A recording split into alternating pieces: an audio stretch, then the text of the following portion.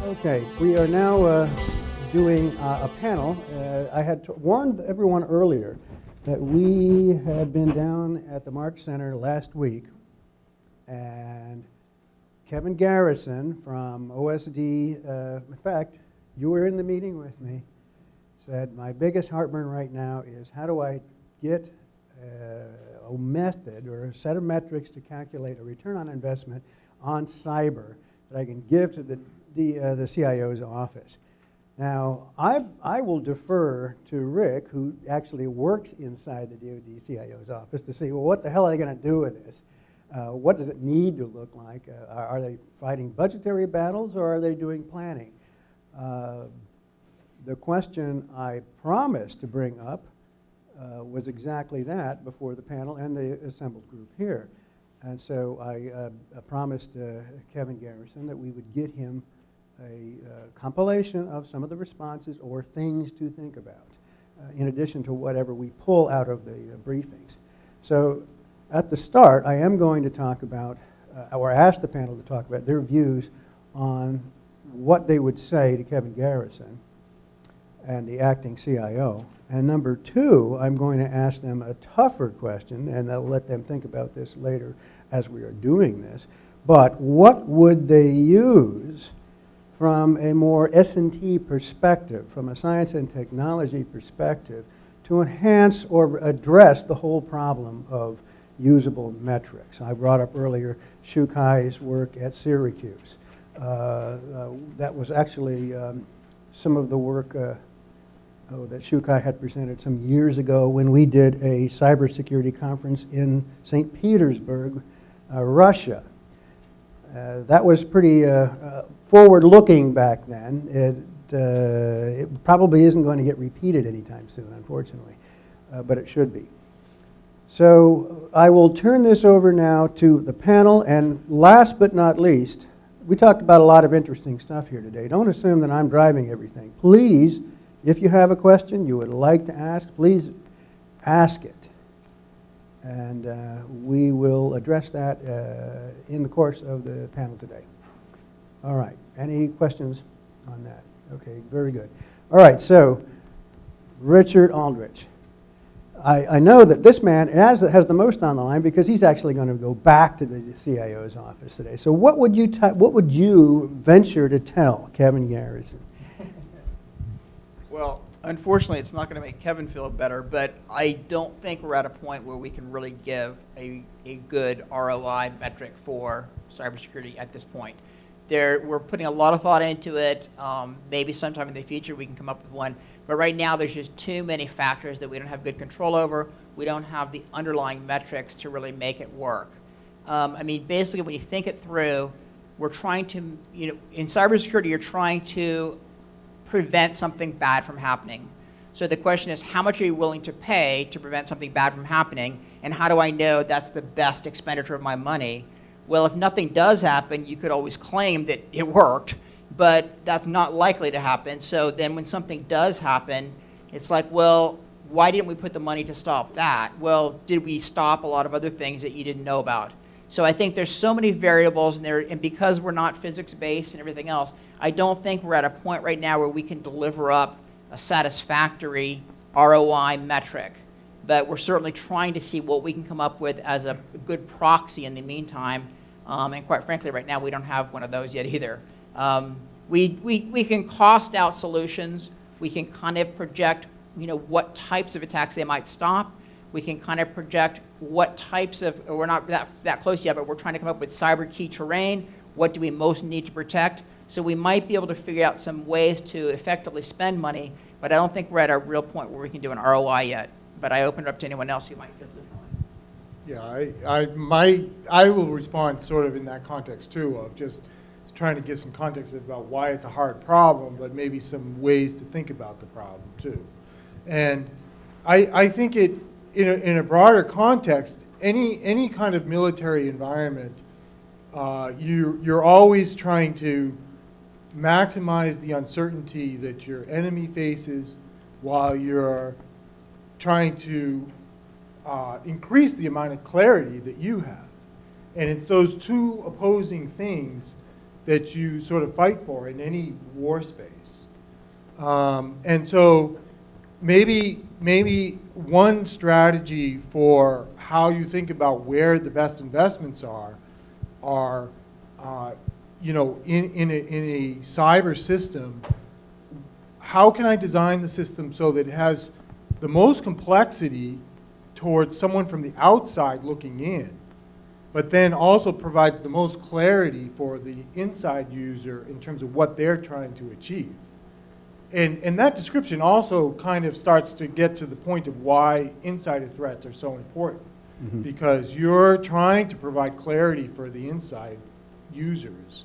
At the same time, even within an organization, there has to be some level of complexity such that individuals only have clarity about what they're supposed to be working on. And I think, so maybe in terms of trying to design metrics, we need to be thinking about ways in which we can sort of measure the level of complexity of the system, both from an outside in and an inside out.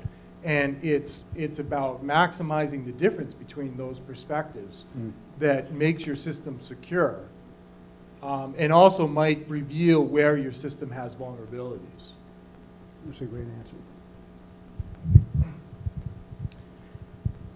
I once gave a talk on cybersecurity, and one of the subsequent speakers wanted to refer to something that I said. And he looked out in the audience, he goes, "Where's that gloom and doom guy?" So I want to live up to that reputation as being a bit of a pessimist. The concept of a return on investment implies that there's a relationship between the two.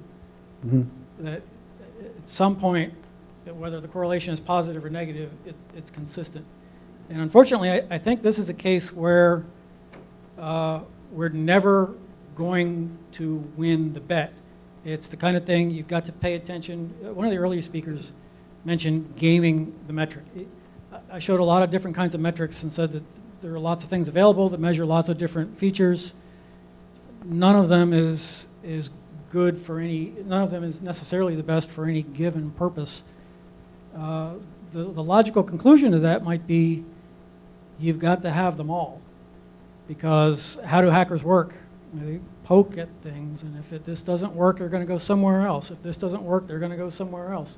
You've got to cover the entire landscape, and that may imply that there is that no single winning bet. There's not ever going to be a fixed amount of dollars that will solve your problem. It's kind of like maintaining your health. You know, you need to do some aerobics, you need to do some strength. You're going to get old anyway. Your noise level is going to go up. You've got to stay on top of it every day. The lab here, and in fact at OSD, there's this characteristic they call cyber agility. You have to keep bobbing and weaving, keep moving. And I think that's going to extend to the investment necessary. So the unfortunately pessimistic answer is we're going to end up throwing as much money as we could afford to cover as many different aspects of security for as long as we can, because if we don't, if we show some weakness, that's where we're going to be exploited. So I'm a little bit negative on the idea that there will be an answer to that kind of question. Funny. Yeah, when we talk about return on investment, and especially in the cyber field, I like to equate it to a moving target, because if you take a look at if we invest a certain amount of money today, what's that target going to look like in a year from now? It's going to be completely different. It is a moving target. So when people talk about, well, I'm going to invest so much money today, and I expect a return on investment in a year from now. Well, that's like buying a loaf of bread today and expecting it to be fresh in a year from now. It's just not going to happen. So I think when we look at return on investment, we've got to consider the landscape, where it is a very dynamic landscape, and we've got to build in those considerations. Okay, I'm going to ask a question about historical analysis as a possible answer. I didn't see anyone bring that up, but let us look at the early infancy of aviation, per se. And it doesn't matter what branch of the service you're in, aviation has made a huge impact on how we go to war and how we fight wars. Can we look at historically what the return on investment has been in an exemplar of a revolutionary technology and draw any conclusions from that? Can we look at the introduction of atomic weapons, or the introduction of aviation, or the introduction of artillery, for crying out loud, right? And say, here's how, in percentage of budgets, that technology garnered a larger portion of the total expenditures, and was it worth it or not? And how would we guess that? Is that a reasonable approach to take? Or is this too revolutionary to be able to say this has an analog? Right. I think it's a difficult analogy to make, because with the weapon systems that you're mentioning, a lot of them you could come up with physics equation, circular error probable of a bomb hitting a target. You can determine what the accuracy of that is. You know how much money you can put in to make it more accurate, to make it more deliverable, et cetera, how many you need, et cetera. Cybersecurity, that's not really the case. Cybersecurity, I would almost think, as a closer analogy to healthcare. So what's my return on investment in investing in healthcare? Well, if I do a lot of preparatory care, before people get sick, maybe they avoid getting sick, so I don't have to pay the higher costs of getting them well. But how much of that was wasted because they might not have gotten sick anyway? And then what if some, horrendous virus comes along, and now all of a sudden I have a lot of people who really require a lot of resources from my healthcare system? Why didn't I anticipate that? Why didn't, so it almost seems like one of those things, or even the insurance industry to some extent. What's your return on investment on health insurance, or worse, life insurance? The fact is, you're betting that you won't die. You're betting you will die. They're betting you won't. And you're hoping that you invested enough so that your survivors can make a good life after you leave. But, this is similar with cybersecurity. You're hoping they can't break in or at least existentially eliminate you. Mm-hmm. They're trying to do that same thing, and you're trying to see how much money do you have to pay to keep at some kind of an equilibrium point there. Right, okay. So would you say that ChemBio would be a good analog for what we need to do in cyber? ChemBio, you could kind of say, if I release this in the atmosphere with certain types of winds and everything else, I can predict fairly reliably where it's going to go and how effective it's going to be against my targeted population. Right. But can you really do that with cybersecurity if you're defending against that? I don't know. It just seems like, in D.C. we actually have special sensors that you can check in some of these things because of the risk that the nation's capital has to some of these things. So you can invest a certain amount in there, but can you ever protect against the varieties of cybersecurity where the challenges are constantly changing, the environment is constantly changing, the technology is constantly changing? I don't know. I think it's a much more difficult question. Okay. Kenric? I'll take this stab at it, or this context is that,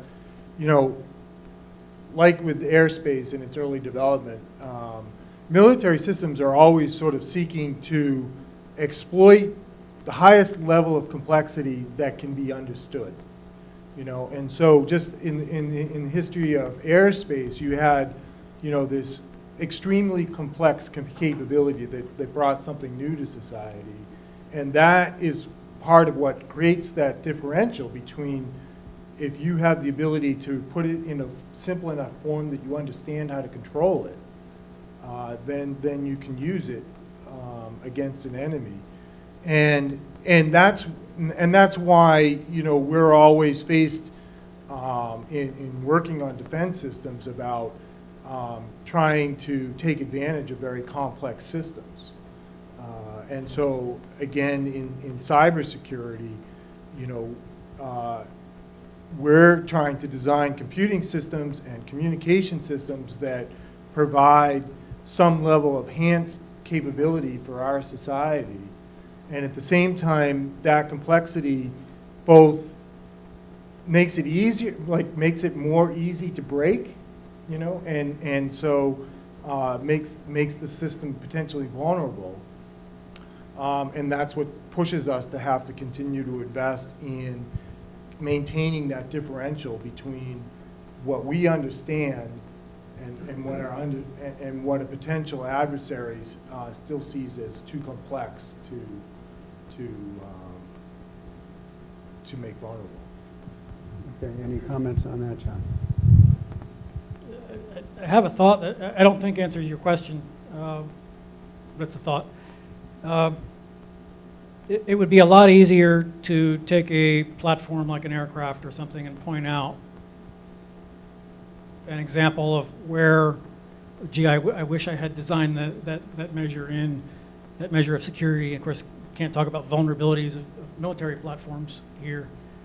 But I recently read a book about the lives of they weren't just engineers and mathematicians, but the tens of thousands of people that worked at Bletchley Park during World War II Right. in England. Popular belief is that they were working on cracking the Enigma. They had done that. A lot of their effort was in protecting the knowledge that they had cracked it. So, you know, if we're going to intercept a ship that we know its location because we had cracked the code, you have to be careful because taking that action betrays the fact that we've cracked the code. And one thing that the book was very careful to point out was, to this day, those people don't talk about what they did. And that's an experience that we're not seeing in this country. The reason for it had something to do with the culture and the organization at the time. In the beginning, they set up a system where people didn't talk, and there were very strict security measures. And you had to have access to Bletchley Park, but in hut number 11, you were not allowed to talk to people in hut number 12, and they obeyed those rules. And that's why there are veterans of that operation today who have never, their families don't know what they did. That security still holds up. And so the reason I think of this is to address your question about an example of a system that worked, that there was an investment made at the time. People maybe didn't realize that how important that was going to be. But you can still hold it up as an example of success. If you do think about it ahead of time and you have the policies and procedures and people follow them and it was well conceived, it can work. Interesting. So getting back to your original question, the cost to entry for those other weapon systems is on different levels. And we could admit that the cost to entry in the cybersecurity world and cyber weapons out there is very low. Okay, you can take a Chinese kid with a laptop, and as long as he can afford the laptop, he's in. All it takes is inherent knowledge. So we're facing a completely different landscape than we have possibly experienced in the past in those other weapon systems. So the technology is there, everybody in the world shares it, and our distinguishing factor is how smart we are and how we execute. Yes, very good answer. Yeah, the basic asymmetries haven't changed with cyber. That is definitely the case. We're not facing, well, except maybe in the case of certain biological weapons. Who was that in D.C. was just sentenced? Some kid was sentenced for how many years? A year and a day. A year and 1 day for manufacturing ricin in Washington, D.C. So I guess with the possible exception of biological agents, that would be true. Yes, sir. Yes, so the only point I wanted to make is just to kind of follow up to what Len was saying, is that because of the low cost entry, and essentially there's a democratization of the internet, it's really difficult to derive this return on investment because no matter how much you spend, as Dr. Bay and I were discussing this before this panel session, if you try to push down this curve or whatever, there's no vulnerability or no access vector available to the security product or whatever it is you're building, it becomes intractable to get it down. No matter who you are, there's an overwhelming base of capability, people, and endless amount of time working against you, right? So return on investment may not be the right metric, but maybe a metric that works in the area of deterrence, maybe So the thing is, when there is no cost to entry, the other costs are cost or fear being attributed, whether that is a single individual and they're worried about just a normal type of criminal sort of consequence.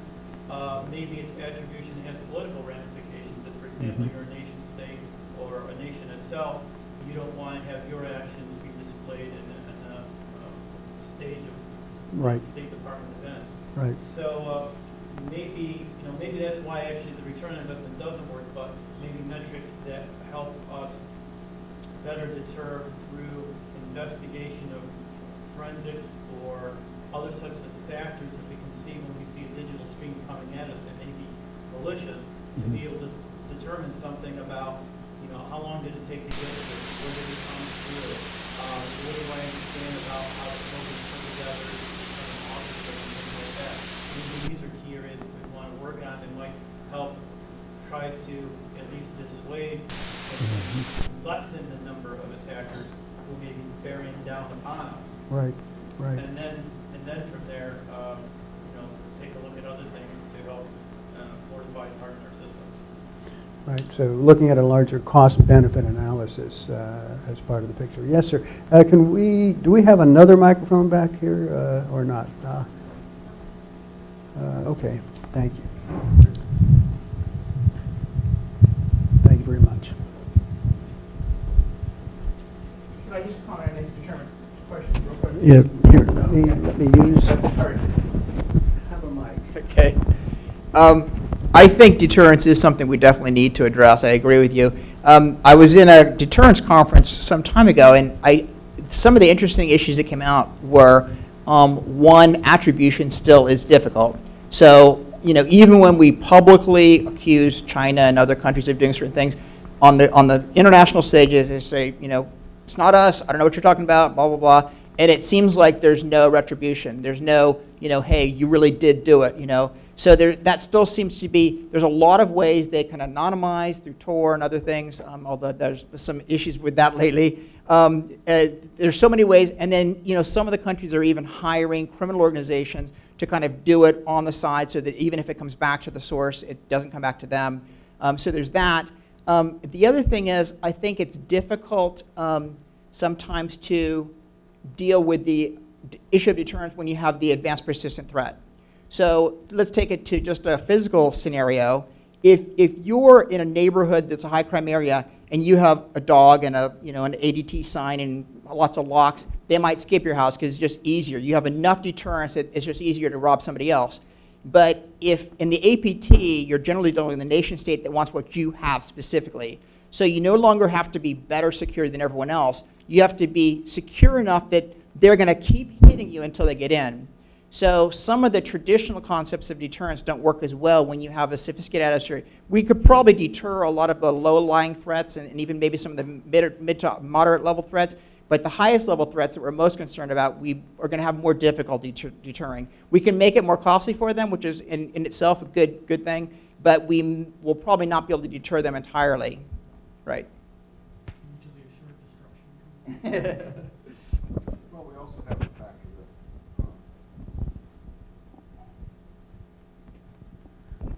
factor that we don't necessarily manufacture all the components that goes into our networks and our systems. And some of the people that we're claiming as adversaries are actually ahead of us in that area. They are the ones that are manufacturing our so-called trusted systems. So we've got to work extra hard at determining how we secure our systems when we know that we're in the weeds with the enemy. Yes, I guess I'm going to try to turn things back to the metrics topic of the workshop. And I think it was Dr. Bay that made this point that we have plenty of good metrics, right? So as I'm kind of churning this through my head, I'm like, is the real problem that we don't know, and this kind of ties into Chet's presentation too. First, we want to know what is your objective, right? What are you trying to measure? And I think we can come up with what are those. We're kind of discussing. What do I want to measure, right? What do I want to know?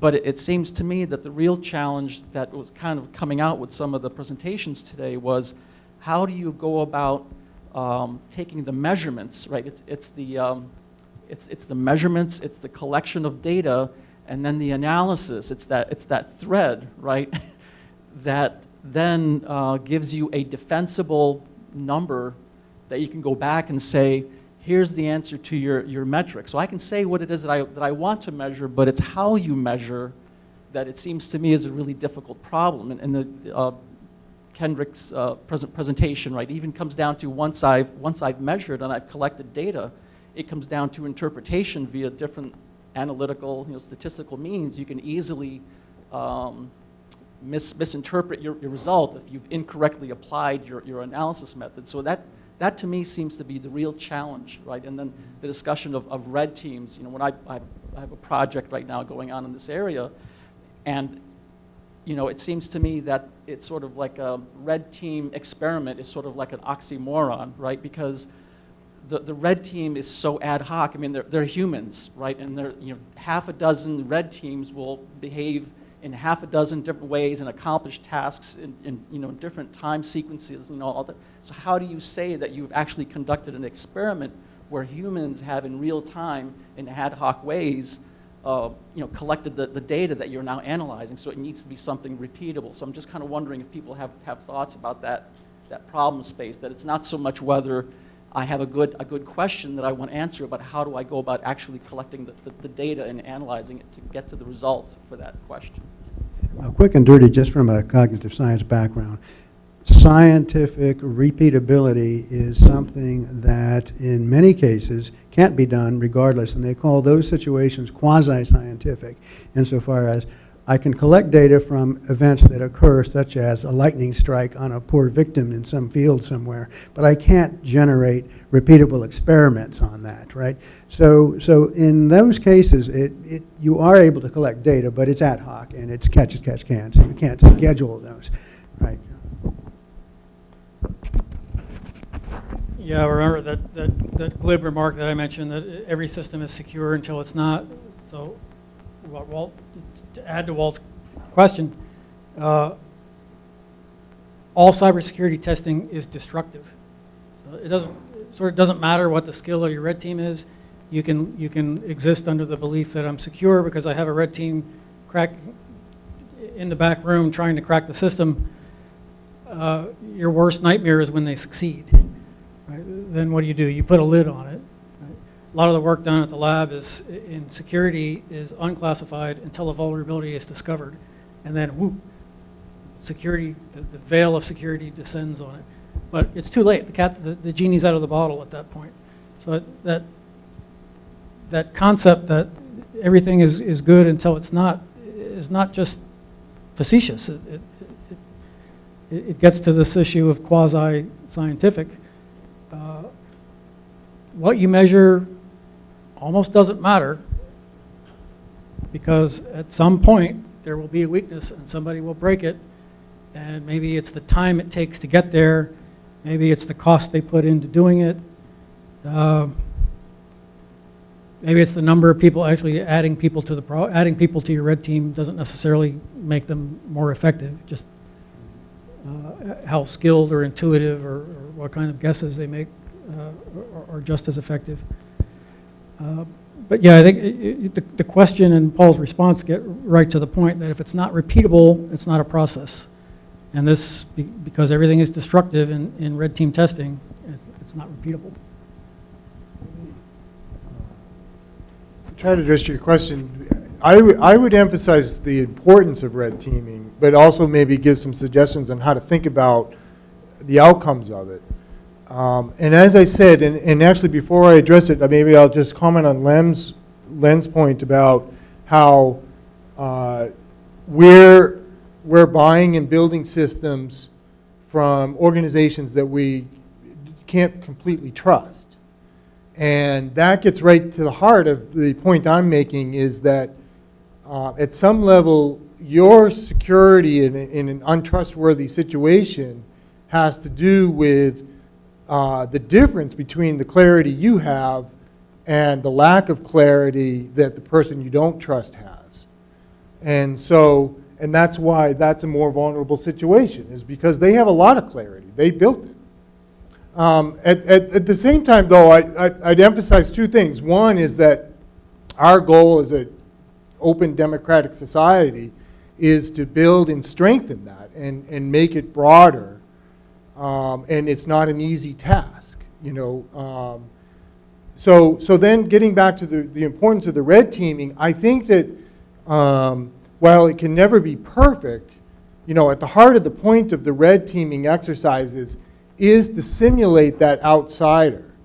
And what you want to be doing is measuring how complex their activities have to be in order to create a vulnerability in your system.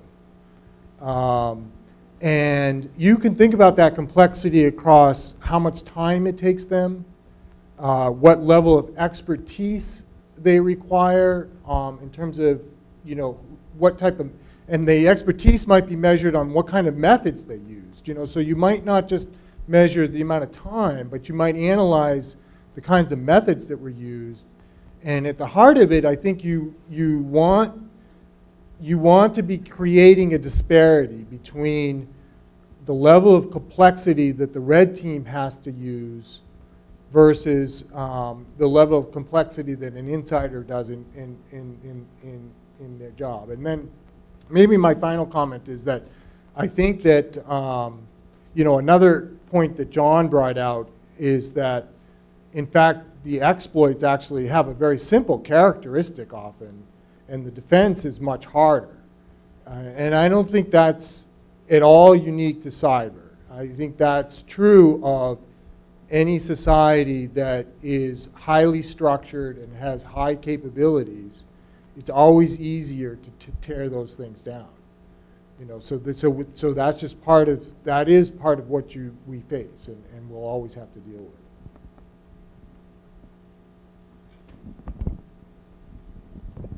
Maybe what we want to think about is Chet's cereal box that he had up on one of his briefings.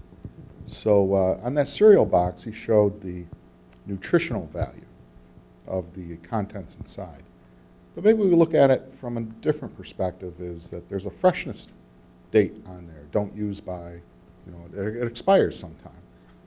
So perhaps we can look at the whole metric problem as one that forces us into a system of guarantees. So you guarantee that this product will be free from an adversary attacking it or getting into your system for a period of time, and it comes with a warranty. So it's up to the producer of that product to guarantee through metrics and other techniques that are internal to his organization that you will not have a breach of that product or it becomes obsolete. So that might be another way of looking at the problem. I will bring up a comment that was fairly astute at our last cyber conference that we held at St. Petersburg, and that was a comment by one gentleman who said, "I don't care if they get my financial data, my banks will make it up to me. Therefore, I'm not worried." And then the response to that was, there are just some things you can't get back, right? There are some asymmetries that can't be returned to you, such as the confidentiality of your information, which is now lost. So I'm not sure, I'm responding to Lenny's comment here, what use the warranty is going to be if I can't get that confidentiality, that confidential information restored back into the bottle. I can't guarantee anything. There's no amount of money or remuneration that I can provide. So I think there are some cases where higher classifications of security can't be left to business practices. That's a government perspective, I think. So, any other comments on that? Are there any comments? Any comments from the general population? I know that we do have one member of the panel who has to fly out tonight, and he's worried about upstate New York snow. and which is probably a pretty good concern, given what I've heard from the Midwest tonight. Okay, we are going to break the panel then, and I will stay here and have discussions with whomever wishes to about ways ahead, ways forward, after action items, etc. So we have the room until another hour and a half. So thank you very much to my panel and my speakers, and also to you, my guests who participated.